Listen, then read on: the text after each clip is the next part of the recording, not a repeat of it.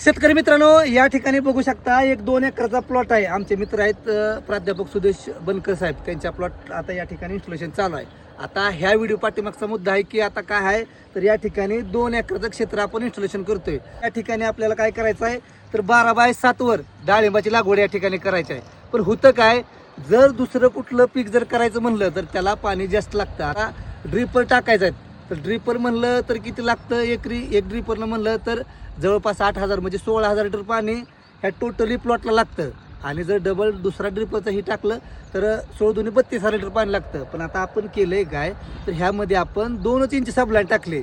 आता विषय काय होतो, जर दुसरं कुठलं पीक करायचं म्हणलं तर ह्यामध्ये आपल्याला 2.5 इंच सबलाईन टाकावं लागते. कारण का तर 2 इंचीचा जो काही फ्लो आहे तो कमी असतो, त्यामध्ये पाणी जे आहे ती कमी बसतं. आता ॲक्च्युली आपल्याला लागतं किती इथं तर 30-32,000 लिटर पाणी एका एकराला लागतं एका तासाला. त्यामुळं हे 2 इंच सफिशियंट आहे. पण इन केस आपण जर दुसरं कुठलं पीक घ्यायचं म्हणलं तर एवढं पाणी जे आहे ते यामध्ये पुरत नाही. त्यामुळं या ठिकाणी 2.5 इंची जी पाईपलाईन आहे, सबलाईन आहे, ते करणं गरजेचं राहतंय.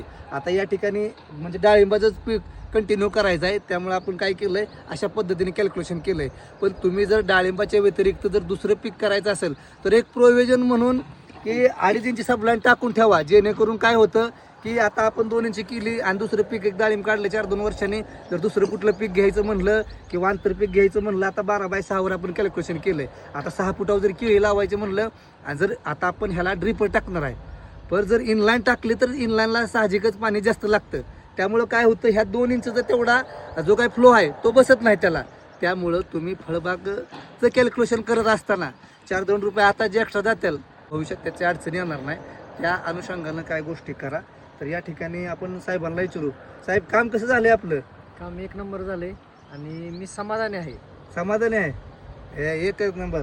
आणि अशाच पद्धतीनं जे काय तुमच्या चेहऱ्यावर असं समाधान आहे ते प्रत्येक शेतकरी बांधवांच्या चेहऱ्यावर असावं असं आम्हाला वाटतं. त्याच अनुषंगानं आम्ही महाराष्ट्रभर काम करतो आणि त्याच दृष्टिकोनातून आज खुडूसमध्ये सुद्धा तुमचं काम केलं आहे. तर धन्यवाद, खरंच तुम्ही आम्हाला बोलवलं, या ठिकाणी काम करण्याची संधी दिली.